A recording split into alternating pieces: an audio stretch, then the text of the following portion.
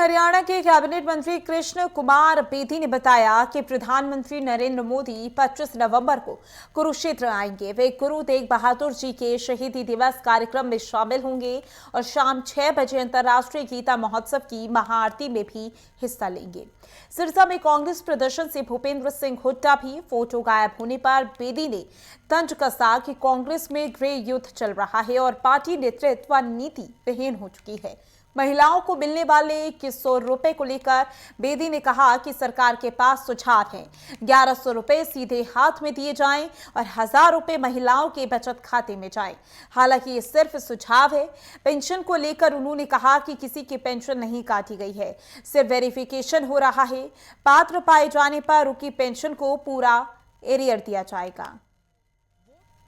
छोड़ के मुद्दे को लेकर हरियाणा में भी कांग्रेस की तरफ से प्रदर्शन किया जा रहा है। 14 दिसंबर को रामलीला मैदान में दिल्ली में कांग्रेस एक बड़ा प्रदर्शन करने जा रही है। हरियाणा के कैबिनेट मंत्री कृष्ण कुमार बेदी जी इस वक्त मेरे साथ हैं। सर, हरियाणा में भी लगातार प्रदर्शन किया जा रहा है, आपसी गुटबाजी भी कांग्रेस के सामने आ रही है, लेकिन जो ये वोट चोरी का आरोप लगा रहे हैं, क्योंकि बिहार की अगर बात करें, बिहार में आप भी गए थे चुनाव प्रचार के लिए, सरकार बन चुकी है, ओथ भी ले लिया है, और उसके बावजूद अभी भी कहा जा रहा है कि चुनाव आयोग की वजह से भारतीय जनता पार्टी जीती है और वोट चोरी वहां पर भी हुई है। अब एक बड़ा प्रदर्शन रामलीला में। पहले तो मैं बिहार जीतने पर बिहार के मतदाताओं को और देश की जनता को बहुत बहुत बधाई और धन्यवाद करता हूं। दूसरा, वोट चोर गद्दी छोड़, ये कांग्रेस ने एक स्लोगन बनाया जो उनके गले की फांस बन गया। कांग्रेसी ही इस स्लोगन के साथ सहमत नहीं है। संपत सिंह ने किनारा कर लिया। उसने कहा कि जो गद्दी तो हुड्डा जी को छोड़नी चाहिए, जिसने कांग्रेस को इस स्थान पे लाके खड़ा कर दिया। उन्होंने चैलेंज किया है कि नेता प्रतिपक्ष 1 साल के बाद मजबूरी में कांग्रेस को हुड्डा जी को बनाना पड़ा, जिस हुड्डा जी की वजह से सरकार नहीं बनी। कहते हैं कांग्रेस ने तो SC BC को कूनी मार मार के पार्टी से बाहर कर दिया, अब सरकार कहां से बनेगी। ये इनकी बात का जवाब इन्हीं के लोग दे रहे हैं। अब उसी प्रकार का शायद शकील अहमद हैं, बड़े नेता हैं कांग्रेस के, बहुत बड़े प्रवक्ता रहे हैं बिहार के अंदर। उन्होंने कांग्रेस छोड़ी। उन्होंने कहा कि 65 लाख लोगों की वोट कटी है, तो 65 जगह तो प्रदर्शन होना चाहिए थी कि हमारी वोट कट गई। ये कांग्रेस खाम खा के ख्यालों में जी रही है। कांग्रेस को अपना आत्ममंथन करने की जरूरत है। अब किस प्रकार का सिर फटोवल है, कांग्रेस की महिमा गाते गाते तो शायद मुंह दुखने लग जाएगा। इतने उन लोगों ने कुकर्म कर दिए हैं, फिर भी इनको शर्म नहीं आ रही। इतनी बेशर्मी की हद, इतनी जलालत होने के बावजूद भी फिर अगले दिन उस प्रकार का ये माहौल पैदा करते हैं। परंतु जनता ने इनको देख लिया है, परख लिया है। जब बिहार के लोगों ने भी इनको मुंह नहीं लगाया तो कौन इनको मुंह लगाएगा। कहीं पे कोई कहानी नहीं है, ना कोई नेता है इनका, ना नेतृत्व है, ना कोई नीति है, ना कोई नेता नेतृत्व की क्षमता है।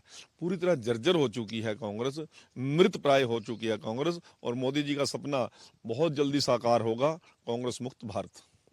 सर, साथ ही क्योंकि दीनदयाल लाडो लक्ष्मी योजना की अगर बात करें, 2100 रुपए आप महिलाओं को दे रहे हैं हरियाणा में, लेकिन अब दोबारा से सरकार इस पे विचार कर रही है। क्या वो विचार है, किस तरीके से महिलाओं को? अभी मुख्यमंत्री जी के संज्ञान में कुछ विषय आया है कि 2100 रुपये पर महीने हम दे रहे हैं। कुछ बड़ी राशि बहनों के हाथ में 2 साल के बाद, 3 साल के बाद या 1 साल के बाद कुछ ऐसा सोच रहे हैं कि 1000 रुपये उनकी सेविंग में जाए और 3 साल के बाद, 4 साल के बाद उनकी कुछ बड़ी जरूरतें होती हैं, बहनों की घर की जरूरतें होती हैं, उसमें इकट्ठा पैसा काम आ जाए।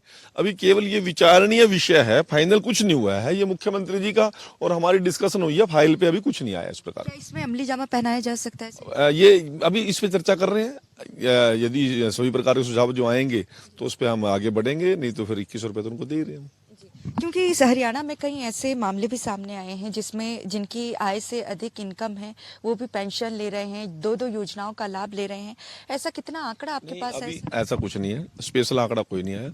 हमने 36,000 पेंशनों को, 36,000 प्लस कुछ पेंशन है, मैंने अधिकारियों से बात की है, उसको वेरीफाई करने की बात थी, कुछ एज की बात थी, कुछ उनकी दिव्यांगता की परसेंटेज की बात है, कुछ उनकी आय का भी इशू है। वो वेरिफिकेशन चलती रहती है। कुछ दिन के लिए टेम्परेरी पेंशन रोकी है। जो जो लोग पात्र होंगे उनको एरियर देंगे, जो लोग अपात्र होंगे उनकी पेंशन काट देंगे। असल में वैसे कुछ अभी फाइनल कुछ भी नहीं है। अभी वेरिफिकेशन करना सरकार की, ADC लेवल पर उनकी हम वेरिफिकेशन कर रहे हैं और वेरिफिकेशन करना सरकार की जिम्मेवारी बनती है।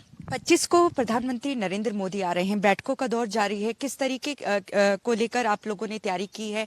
क्या उम्मीदें लगाएं कि क्या सौगातें?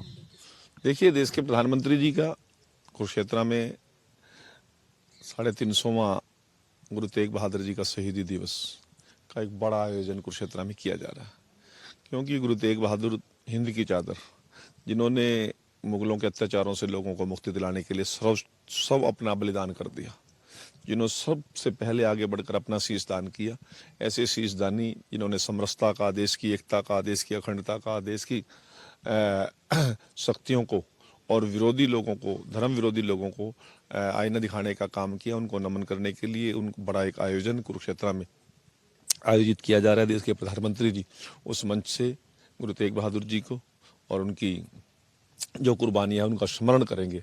और उसके साथ साथ गीता जयंती, अंतर्राष्ट्रीय गीता जयंती महोत्सव कुरुक्षेत्र में चल रहा है, जो हमारी 6 बजे ब्रह्म सरोवर पे महाआरती होती है, उस महाआरती के अंदर वो भाग लेंगे। और ये अंतर्राष्ट्रीय गीता जयंती महोत्सव को भी एक बहुत बड़ी गरिमा और स्थान मिलेगा प्रधानमंत्री जी के आने से। Thank you. तो कृष्ण कुमार बेदी जी को आपने सुना, जो कि हरियाणा सरकार में कैबिनेट मंत्री है। इनका कहना है कि 25 नवंबर को कुरुक्षेत्र पहुंच रहे हैं प्रधानमंत्री नरेंद्र मोदी। कैमरामैन सूरज के साथ नेटवर्क 10